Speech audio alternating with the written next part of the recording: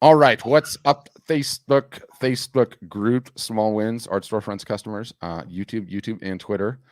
Patrick here, very special episode, something I'm extremely excited to record. You know me, you're sick of seeing me. Carol, introduce yourself for our audience and Sure. Who you are, what you do. Okay. I'm a photographer, and my specialty is horses. And I'm also a wild horse photographer and a wild horse advocate. And I have been finding more and more over the years that my artwork and my advocacy work together beautifully. And this last show was a complete justification of that. God, I love you saying that, and just on a tangent, like, you know, without minimizing the advocacy part, you have two audiences there, right? You would attempt to sell your art to the people that want to buy your art, and then you would attempt to advocate regardless without any meaningful compensation. You do that because that's your heart. But what I've learned, to take it out of your world for a second, I'm constantly doing these things for Art Storefronts, the videos, right? And a lot of times people that are not customers will tune in, and then a lot of times customers will turn in, right? And the advice is the same for me, right? And so one of the beauties of going live, one of the beauties of doing like normal, consistent marketing is you get to speak to both at the same time, and you have an audience of both at the same time. It's the same for you. It's the same for you. Every time you're having a sale, every time you're having a marketing moment, you're actually doing your advocacy and you're doing your sales. Yes, absolutely. It's sort of a crazy takeaway. How long have you been an Art Storefronts customer? Year and a half. Year and a half. God, you're so new. And where does this lovely live broadcast find you? What part of the country are you in? Just because I live in Colorado, on the Front Range of Colorado, northern Colorado, and I've lived here for 21 years. Amazing. One of the things that we're going to be doing as we roll along is sort of telling Carol's story. And one of my jobs at the marketing department here at Art Storefronts is like, there are so many charlatans in this industry, and there's so many people that are telling you to do this and telling you to do that, and you get tips here or there, and you get tips. I think one of the most profound things that we can do as a business is find success, find extreme levels of success, and say, oh my gosh, there's a story here. What can we learn from this? What can we teach people? And that's what guided things here. And I'm so happy to have you on to be able to take questions and hear it in someone else's voice, because prior to the first one that we've run, and I'll tell the history in a second, you hadn't run one previous to that. Had you a live art show? Previous to the one we did? No. Oh my gosh. The whole idea kind of scared me. Yeah, well, it scares most people. But anyway, I bring all that up to say, as we're rolling along, we can see your comments, right? Like Yanko, shout out to Yanko. He's a customer. He's on right now. I don't know why you're sharing a YouTube link, Yanko. I can't click on that. But if you guys have questions, especially if you have questions for Carol, like, I definitely want you to ask Carol, Carol, the questions could be, Carol, were you terrified of going live the first time you went live? Carol, were you terrified about the technological aspects? Were you worried about how many people were going to be tuning in, or was it just going to be your mother? Like, all of those questions, Carol is cool. She'll answer all of those. But I think before we dive into everything that we've done and you've accomplished, a little bit of background to your subject material. And I think it would be cool to say, and I have an agenda on this, and I love that I can hear your dogs in the background. Historically, why it's like a hot button issue right now. I think you should give some context on that. Okay, great. So I have been since 2005 an advocate for wild horses, and they are being removed from our public lands at an alarming rate right now. And most people probably don't even know, like, there are still wild horses that live wild in the United States roaming on federal land, right? Yeah, in 10 Western states. And the public lands belong to us. The horses are ours, but they're managed by the Bureau of Land Management. And there are competing interests who want the horses removed. And the biggest one is the livestock grazing industry. And the ranchers want the horses gone. And so we, the advocates, are saying, no, there needs to be land for our wild horses. The 1971 Wild Horse and Burro Act protects wild horses. President Nixon said they were an integral part of our country. And so we need to protect them. And so I have been speaking out and educating people and taking photographs of horses, showing that they're not starving to death, that they belong on our public lands, and that they are unique and beautiful and they should be preserved. So I find my artwork very helpful in that, because people see that and they're like, oh my God, these animals are magnificent. Of course we need to preserve them. Of course we need to help them. So I have been speaking out for a very long time for the wild horses. Amazing.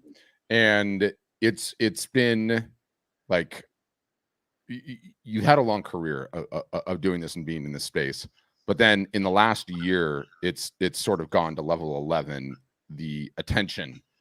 Yes. And when I say gone to level 11, we are currently here talking with Carol, recent interviewee of the New York Times. Okay.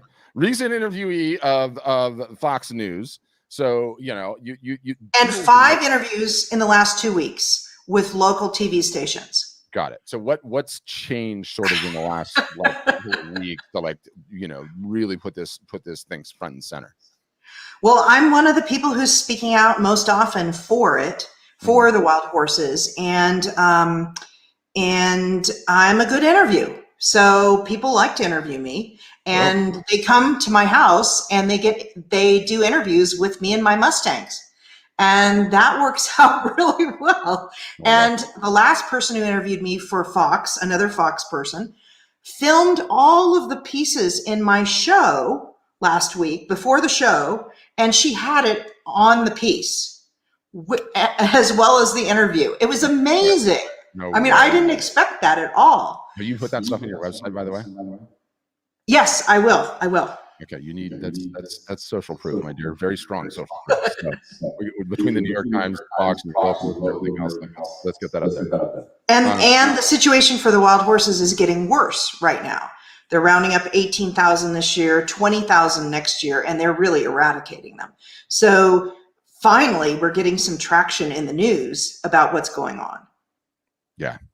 And so it's become an incredibly hot button topic. And so the purpose of this interview with Carol and where we're going, and we're going to get into numbers and details in a second, is Carol has achieved absolutely some remarkable results running live art shows recently to sell her photography.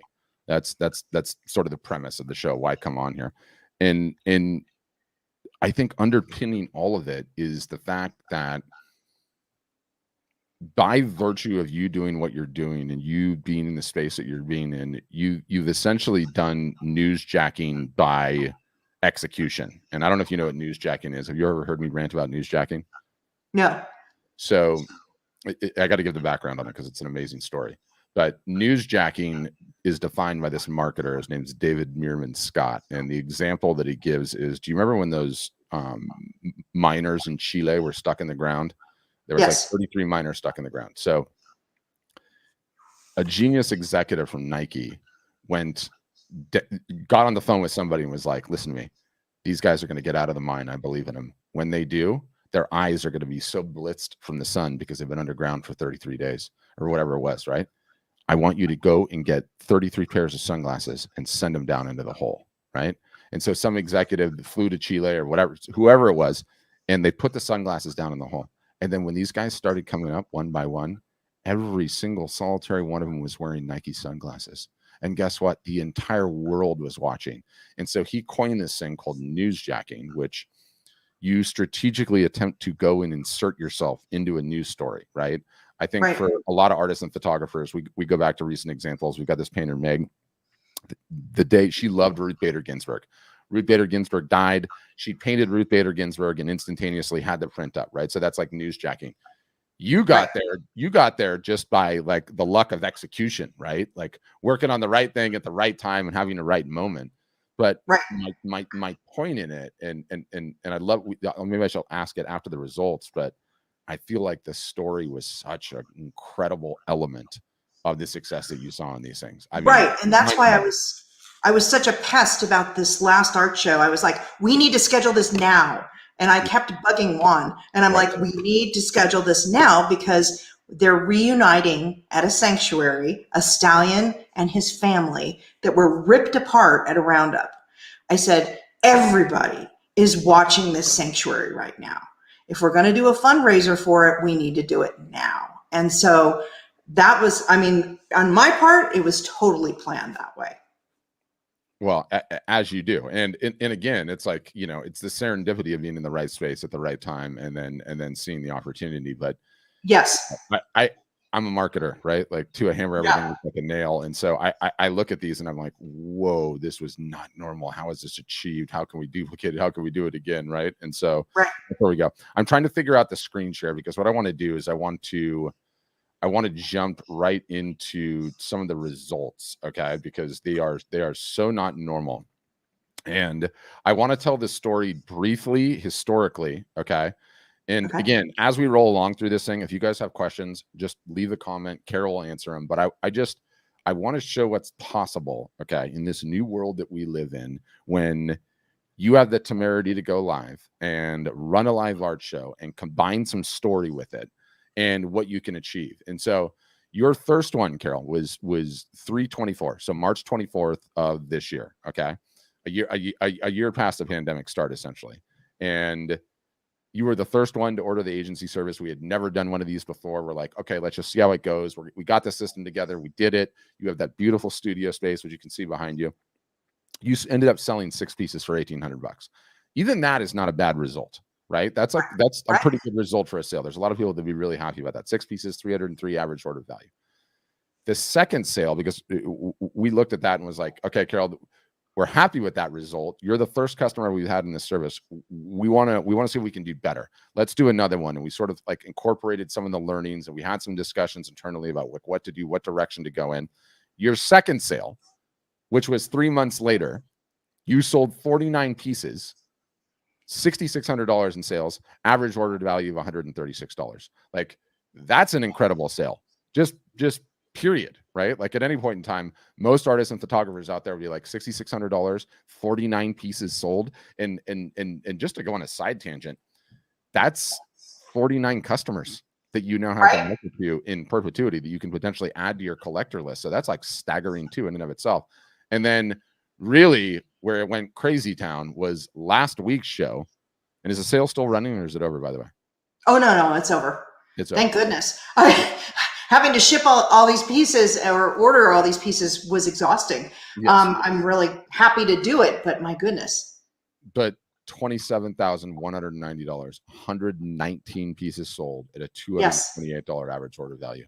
That is just absolutely staggering, like an incredible result. And, you know, again, even independently of like what we do, and Judy's giving you a shout out. Great job, Carol. What's up, Judy? Thank you, Judy. Even independent of like, you know, my job to like go and find the success, like it's your job to like zero in on the success too. So now that we put those results up there, and again, it should be stated, Carol has been grinding at her marketing for years and years. Okay. She didn't just start yesterday, despite the fact she just signed up. She has an extremely passionate customer base. Okay. And I partnered with a sanctuary who has a huge following on social media with very active customers. And one of the things that we'll do, guys, is that I've already been talking about this for like 2 days. I want everyone to see the last show that Carol ran, because, you know, the storytelling, how emotional you were and all, how good all of the prints looked on the wall behind you, i.e. people, you need to order inventory so you can do one of these so people can see it all. And I actually need to do like the screen share on that. And then I'll also say, this was the first one out of the 3 where we actually got to use the new live art show pages. And yes, I think they're fantastic. Not to toot my own horn, why I toot my own horn. This is so new, you guys. No one has this figured out right now. Everyone is all trying to figure this out at the same time. Okay. And you know, it's like the elevator is on the ground floor. So this was the page that she used. And I just like live show. Look at the background for a second and look at how beautiful the works that she had displayed, and what you have sort of the individual media types that you gravitate towards. You love metal and canvas. Is that your go-to? Is that what you have? Yeah. Yeah. So it's a combination. And I mean, metal's popular right now. So that was the main driving force between having so many metal prints, and people love them. Yeah. I mean, amazing. And this whole display that you had in the background, like perfect little art gallery operation out of your office. I mean, out of your workspace, your gallery, whatever you like to call it. I mean, phenomenal. And I have to affirm you on how good of a job you did. And I'm going to kind of hop around the video, grabbing the individual pieces and showing them, right? And like, I rant and rave about merchandising so hard. In all of these, she's holding the piece. She's talking about the piece. She's talking about why she loves the media type, right? Talking about the fact it's ready to hang, i.e. when you buy this thing, it's going to come and it's going to be on your wall in 30 seconds. Like, that's powerful. It's just powerful. But in addition to that, you know, I even, and I didn't run this one with you, Juan ran this one with you, but I just really enjoyed, like, you know, these pages we've set up are super easy to build, super easy to add to. There's nowhere to click. There's nowhere you can go. You just watch the video. And then what's so cool is to be able to like watch you holding the piece and then scroll down and go, boom, there it is. Oh, doggone, it's sold. It's gone. Right. Like, well, and I had people whining at me that the piece they wanted was sold. And so I kept adding more, and I ended up selling 30 of one small piece and like 40 of another. So I just kept adding them. So what do you mean when you say kept adding them? You did, first of all, let's just talk about the whole thing as an event. Okay. What day did you announce the sale? Did you send it to collectors before? When? Sunday. So Sunday. I think it was Sunday. It was either Sunday or no, it was a Monday. It was Monday. The show is on Thursday. I opened it to collectors on Monday, and pieces started selling right away. Got it. And then you sold a bunch you sold some during, and then were the majority? A ton after. A ton. The day you guys hear that? The day I made the announcement that the sale was closing today, which was Sunday, it was huge. I mean, people were just buying things right, left, center. And people, so I would just increase the number. So it says sold out. So I would just say there's 5, and then all 5 would sell. And then I could increase it more if I wanted to. So that is a huge flexibility.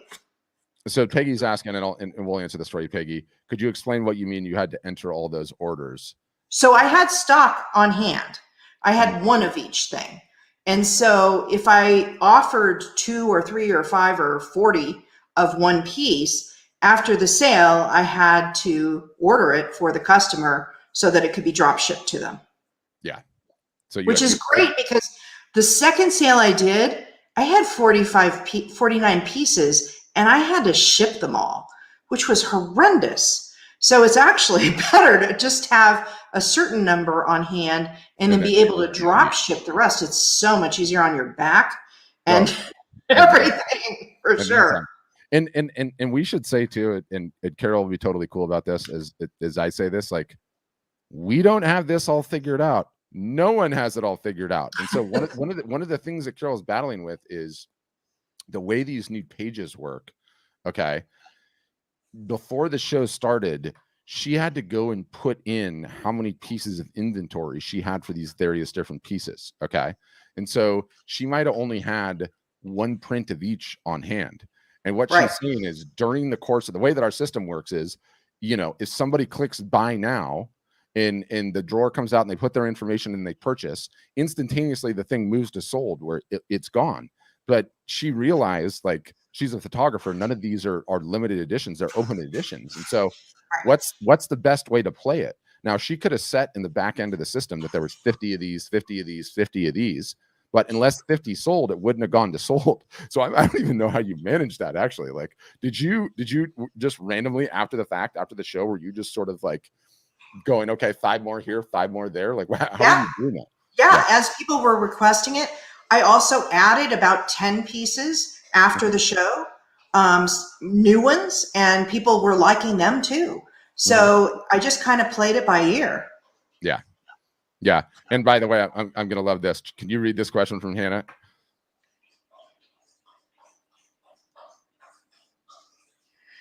You know, I think that there's always something to say about your artwork.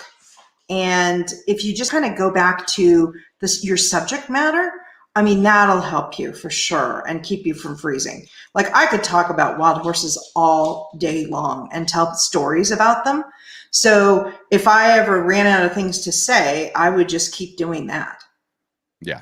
And it is blatantly apparent when you see the video of Carol doing this, that this is not like the off hobby or casual pastime. She lives this. She lives this. And you know, not for nothing, when you have the courage of conviction of your subject material, it shows. It shows. Well, and now there's 119 people who have a picture of Blue Zeus in their home by me and are reminded of that every time they look at it. So it's wonderful having a lot of people having your work in, because then they come back. And I had a lot of people buy more than one piece on more than one day. So they came back to the sale and said, I want that. Yeah. Yeah. You know, one of the things that I would say, like, every media type, I mean, every niche has its own advantages and disadvantages. Okay. They all have their ups and their downs. That's just the nature of it. One of the downs, one of the difficulties in what Carol does, by which I mean a wildlife photographer for the most part, is there's a lot of wildlife photography.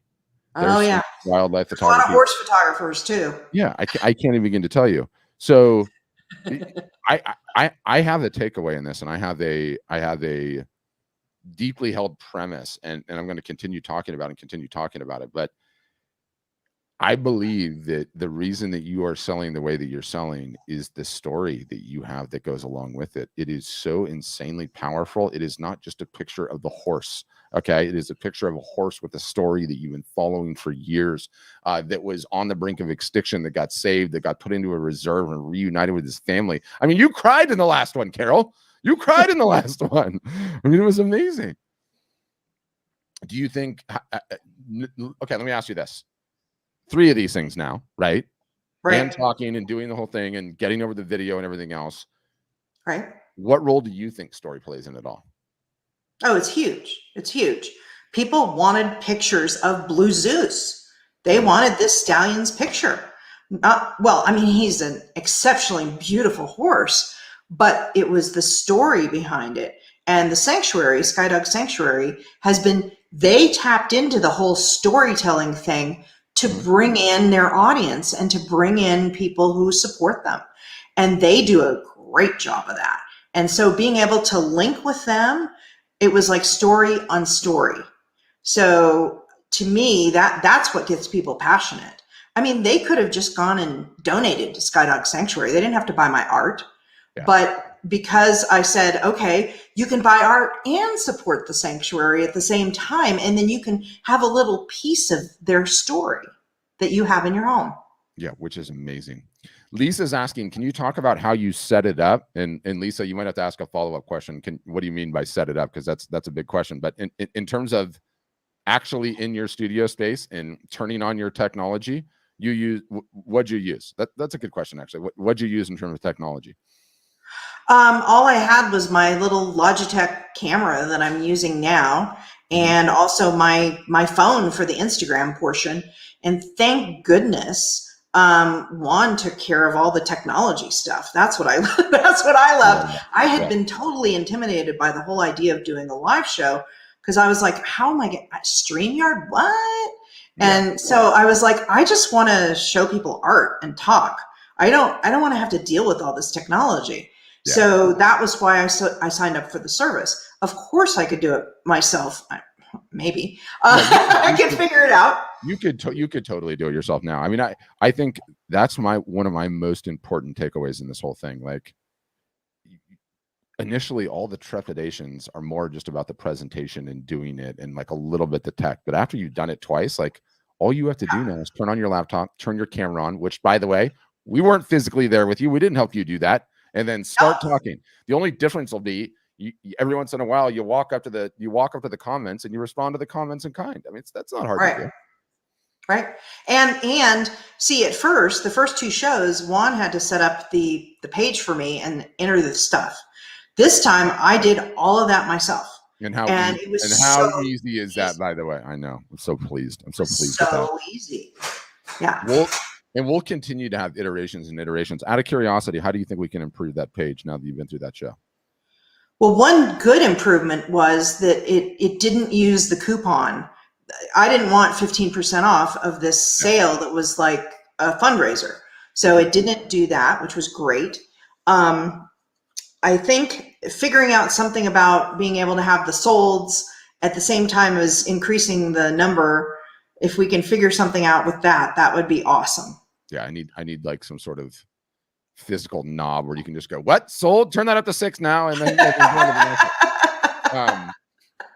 but I could do it on my phone. I would just increase the numbers on my phone. I didn't have to go to the computer to do it. It was really easy. Which is amazing too. What advice would you give for someone that's contemplating running their first live art show and they're thinking about it and they're maybe scared about the technology or scared about being on video or just scared in general? What would you say? I would say just try it out. I mean, the worst thing that could happen is that you kind of stumbled a little bit, but people are very forgiving. I think people are great. They're like so excited to see you and to actually see your art in your space instead of, I mean, with COVID, let's face it, art shows have been very, very limited. And so being able to bring something safely into someone's home, and then also they can watch the show later, which is great. If they want to hear stories about your artwork or what you're doing, it's there forever and they can go back to it. So the majority of your sales after the thing, not when it was live. Yeah. And the other thing is I didn't start out being good at public speaking. I was like determined that I was going to help the horses and I was going to do whatever it took. So if you just start talking about your art and what you love about it and what you love about your subject, I mean, I think anybody can talk about that and people enjoy that. It's not just about seeing some static thing on the wall. It's really about engaging with them and their imagination, and people love to hear about your process. So when I was telling stories about spending time with the horses over years and getting to know them and their personalities, people loved hearing that. Yeah. I would argue, and this is the subject for another day, but I would argue the story is probably one of the most important pieces, if not the most important piece, because it's just what differentiates you from every other horse photographer out there, right? Like, right. You're extremely confident with a camera. You have very good glass on those lenses, right? And you have good technique and you know how to deal with dust and everything else. But there's a lot of people that do know how to do that too. Why are you getting the results that you're getting? It's because your images have a story that goes with them, and it 10x is the value of the image. It's not just a pretty picture on my wall. It's a pretty picture with a story that pulls at my heartstrings. And I rant on that to say, like, as you guys watch her show, her most recent show, see how passionate Carol is about her subject material. See how she talks about it. The story, you're leading with the story. The images are secondary. The images are just a moment in time in the story. And I'm blown away by how powerful that is as a force to sell art and photography in this world. It's the whole ball of wax almost. Well, and the other thing is, I think is important is partnering with a nonprofit. Yeah. That you believe in their cause. Talk to us about how you pulled that off, because there's a lot of people that have access to nonprofits that talk about potentially partnering with a charity, but absolutely, this is a doggone good result. How did you target? What did it look like? What was the relationship? All of that. So what happened was I approached Skydog and I said, before the roundup, when Blue Zeus was removed from his home and his family, and I said, are you willing to take him? And she said, yes. So I worked with her to try to get him. And it was a really hard, horrible process, but it finally happened. And so I told her I want to do what I can to support the sanctuary.